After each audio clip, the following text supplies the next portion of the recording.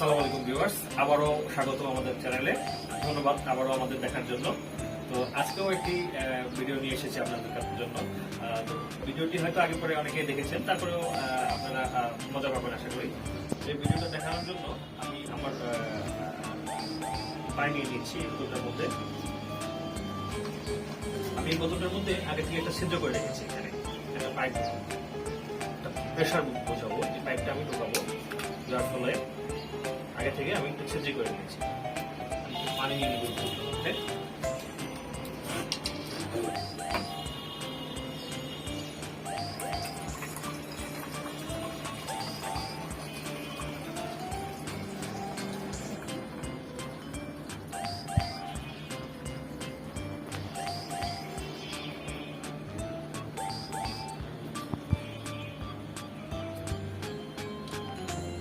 পাইপটা নিয়ে নিয়েছি, আমি একটা প্রেশার বোঝাবো সামনে।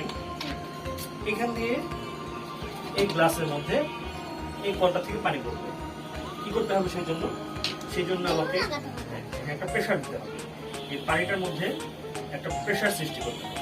যদি চাপ সৃষ্টি করা যায় তাহলে কিন্তু এখান দিয়ে কলের মতো এখান দিয়ে পানি বেরোবে। ঠিক এই জন্য আমার দরকার হচ্ছে একটি বেলুন, সেটা হচ্ছে ওকে ফুলে দিতে হবে। ঠিক আছে, এই বেলুনটা একটু ফুলে দেওয়া হবে। ফুলে দাও।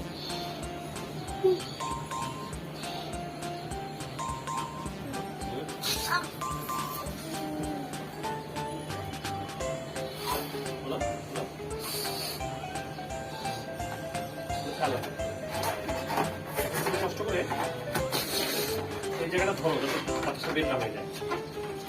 খুব সুন্দর এইভাবে ধরো, এইভাবে ধরো, একটু উপরে ধরো, একটু উপরে ধরো। বাতাস যেন বের না হয়ে যায়, সাবধান, বাতাস যেন বের না হয়ে যায়।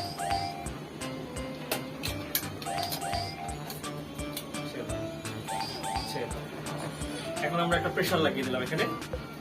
এই বেলুনের প্রেসারে এখন এখান থেকে পানি বের হবে।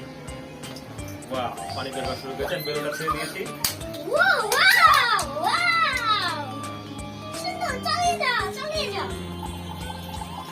বেলুনটা থাকবে, পানিটা পড়বে।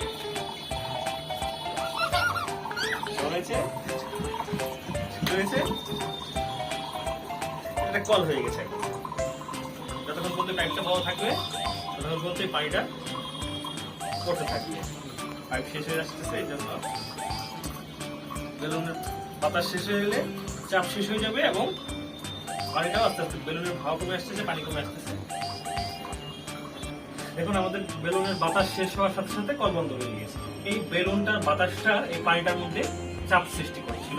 এই চাপের কারণে পানিটা বের হয়ে এই পাইপ দিয়ে বের হয়ে যাচ্ছিল। এই বেলুনটার বাতাস শেষ হওয়ার সাথে সাথে পানিটা বন্ধ হয়ে গেছে। যদি ভিডিওটা ভালো লাগে থাকে তাহলে অবশ্যই আমাদের পরবর্তী ভিডিও দেখবেন আশা করি। সকলকে ধন্যবাদ।